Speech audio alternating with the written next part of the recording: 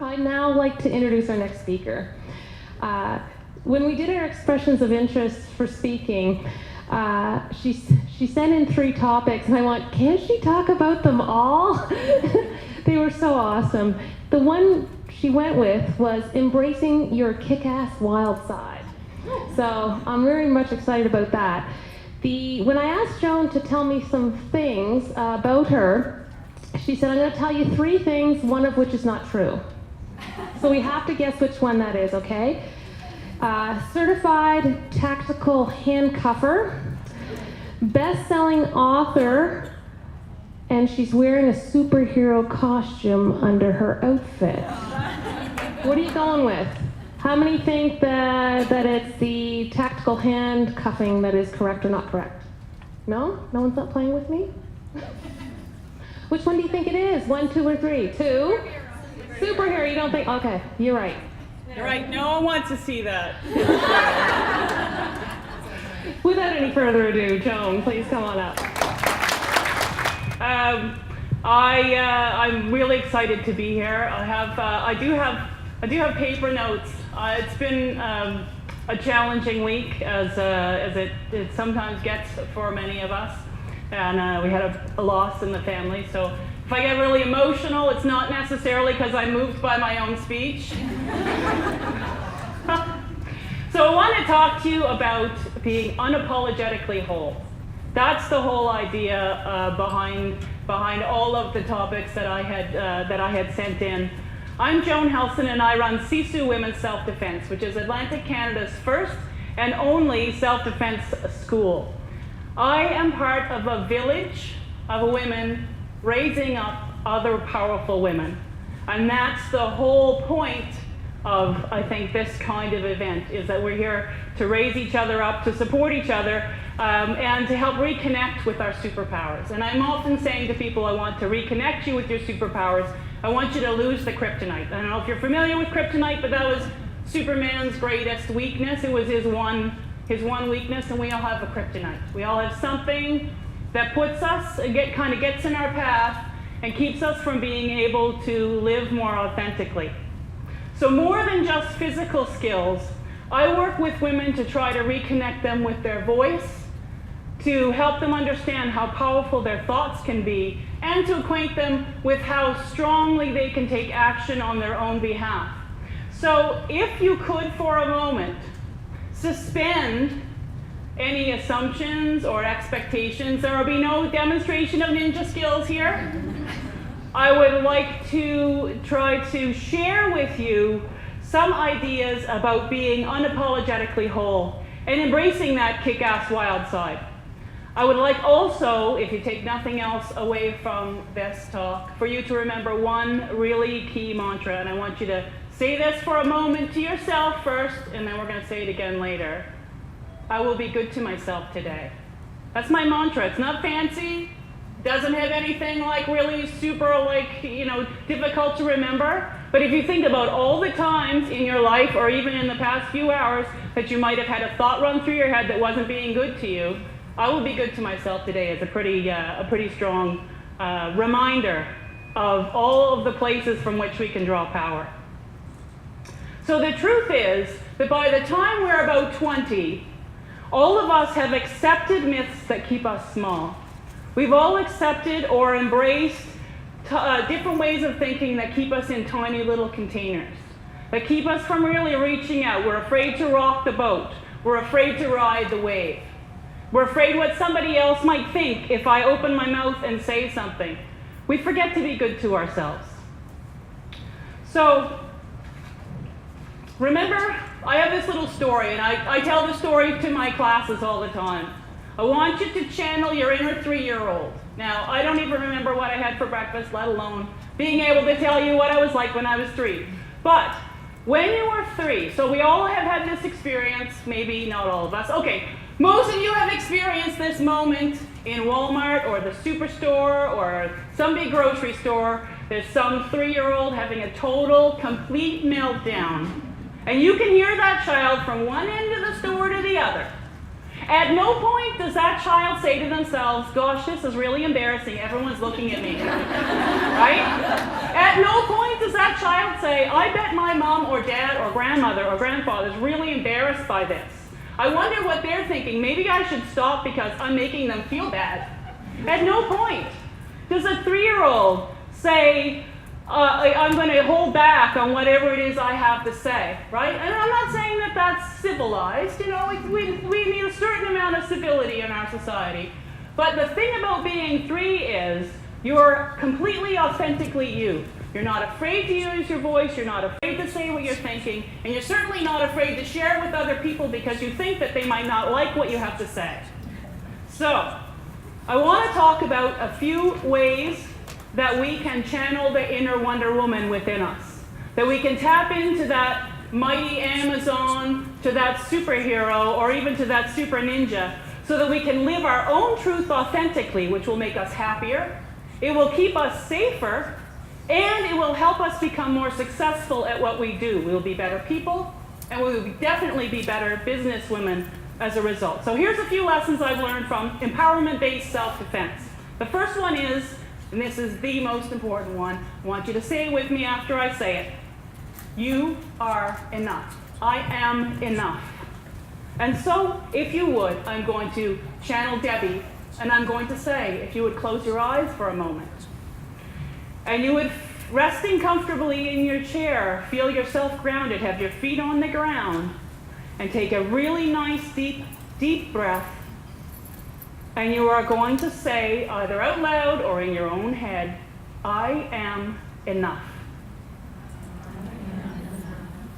And the reason why I say that is because so many women say to me, I start out, I have a little example, I say, if you were confronted right now by a 6'4", 350-pound man right now in your face, wants to hurt you, do you think you could defend yourself? And people will either give me one of 3 answers. Oh, sure. I don't get that a lot. But sometimes people are like, no problem. No way. Or I would sure give it a try. The reason I want you to think about I am enough is because at that moment when bad things happen, and it doesn't have to be a 6'4", 350-pound man, it could just be that you dumped coffee all over the floor in front of a whole bunch of people and you're mortified. At that moment, you cannot make yourself stronger or faster. You cannot say, hang on, bad guy, give me your phone number. I'm going to go do some ninja training. When I come back, I'll hook up and I'll kick your butt. Right? You don't have that choice. So, right now, what you have to deal with, who you are, you have the innate enoughness in you already. Stop apologizing for everything. That's not on you. A woman will apologize to the wall for walking into it, and she will wake up at 4 o'clock in the morning wondering if the wall still likes her. That's not your job. Your job is not to make everybody happy, and you don't owe everyone an apology because they're having a bad day. So, it's a really good practice to say to yourself, when you start shutting those voices down, you start hearing yourself wanting to apologize because something happened and didn't go quite the way and somehow it's your fault. It's not your fault. It's not all your fault. Sometimes spilling the coffee, maybe you did do that because you were looking, doing something you shouldn't have been doing. I don't want to talk about that. But anyway, practice saying no without giving an explanation. What does that mean? That means that when somebody says to you, hey, I got this other project that I need to have done, and I don't really have time to do it. I need you to do that. Can you do that? No. I don't need to say no because blah, blah, blah, blah, blah. Sometimes I'm just going to say no because I want to say no. No is a complete sentence. So try that sometime this week. Try saying no, just no, everybody wants something from you, and you get to have your own time too. So it's okay if you were to say no. You could say no, I have nothing else to do tonight, but no, I don't feel like doing that. I'm not doing it. That's okay. Next one up, say what you need to say. Say your truth. This has been a theme that we have heard from a number of our speakers today. Take a deep breath and speak your truth. What stops you? What would you say if you didn't care about what somebody else was thinking about what you said? If you had something to say and you just said it, if somebody made you uncomfortable. So we were using this example over at my booth. You're in a situation where you've got some a creepy boss thing going on, and creepy boss man's coming over and he puts his hand on your shoulders and he goes, "How's that project going?" And you're feeling creepy, but you don't say anything, partly maybe because he's your boss, but mostly because you don't want to make him feel uncomfortable. That's not your problem. Give yourself permission to take action on your own behalf. This is what we do when we use our voice. This is what we do when we train in physical self-defense skills. Self-defense is not all about physical strategies, it's about being your own superhero. And so you need to speak your truth, you need to take action on your own behalf, just the same way as you would take action for the person that is most important to you in your life. They deserve for you to do that for yourself. Practice self-care. I have come to believe that self-care is an act of survival. This is a beautiful quote from a beautiful lady. And lastly, don't be fearless. Be brave. Fear is a survival tool. It has information for us that can keep us safe. Sit with your fear. Have a conversation with your fear. Ask your fear, where does it come from, and what is it that you're afraid of? If you're willing to ask the tough questions, you will find the answers. So we're all born with a natural intelligence that recognizes that we are an important part of this village. When we go off the rails, we're either going to be a narcissist because we care too much about ourselves, or we're going to be a woman because we care so much about everybody else that we forget to take good care of ourselves. And so being unapologetically whole and embracing your kick-ass wild side means speaking your truth. It means saying no when you feel like saying no. It means not apologizing because you said no and somebody else didn't like it. Those are self-defense tools, and the most important self-defense tool of all, in my very last thing that I really want to make sure that people know, is that the most important thing is to love yourself.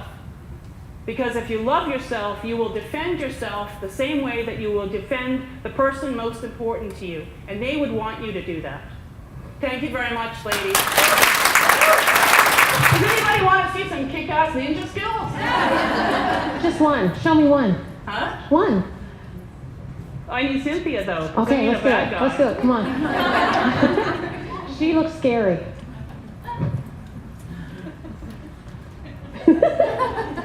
Way to go, Cynthia. Oh, look All at right. that superhero powers. So here's what we're going to do. Cynthia is going to do a couple of really, really basic self-defense skills. I'm going to grab you. All you're going to do is not hit me. Does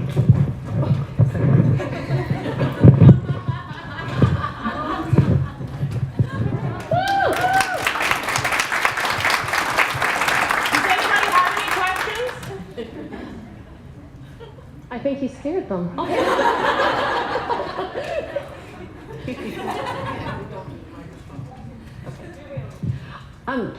Thank you. Your talk was enlightening.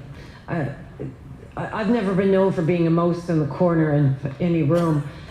So I just wanted to share this experience with you, because what I find myself now is it isn't so much about feeling guilty about speaking out, but thinking, what kind of trouble am I in now because I just said my own opinion?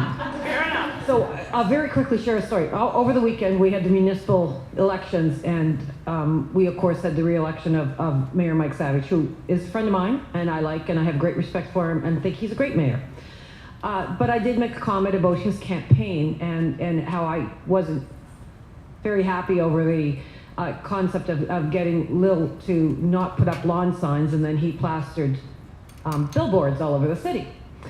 I didn't think that was a nice way to run a campaign. I thought, yeah, anyways, I made that comment on Facebook, and a well member of the community came back and challenged me that said, you know, he's a very good mayor. How dare you say he's a terrible mayor? So I wrote back and I went, I didn't say he was a terrible mayor. I said his campaign was a little bit off. But my point being is that I lived the life of guilt for sharing an opinion, and people's communication skills suck. So I now spend a life feeling that's not what I said. All right, so this does happen sometimes, and sometimes powerful women and women who are expressive definitely are going to say things that rock the boat.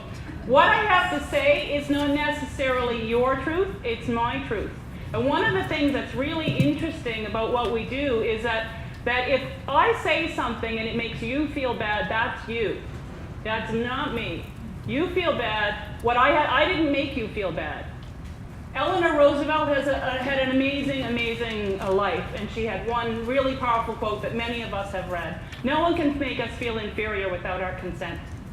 And it's really powerful because what it means is that if somebody else, you didn't say what they think you said, and so if they want to take it that way, that's their problem. Now, you're going to have to live with the fact that they're not pleased with you. There are consequences if we speak, and there are consequences if we stay quiet. So for somebody to come back and say, how could you say such a thing? Obviously you didn't say that. They have feelings about what it is that you had to say. And this is a big part of being willing to speak, being willing to say things. We know that there are going to be consequences sometimes, but we also know that if you say something that makes me angry or makes me upset or makes me feel bad, that's me. I'm interpreting what it is you had. That's resonating for me somewhere. It's not because unless you're trying to be mean and make me feel bad, in which case if you make me cry, that's your fault. But if you're speaking your truth and somebody else doesn't like it, it's not your job to make them feel better about it. So you make your truth small and keep yourself in a tiny little container. If that's not you, if you don't belong in some tiny little container and you won't be contained, then people are just going to have to deal with your bigness.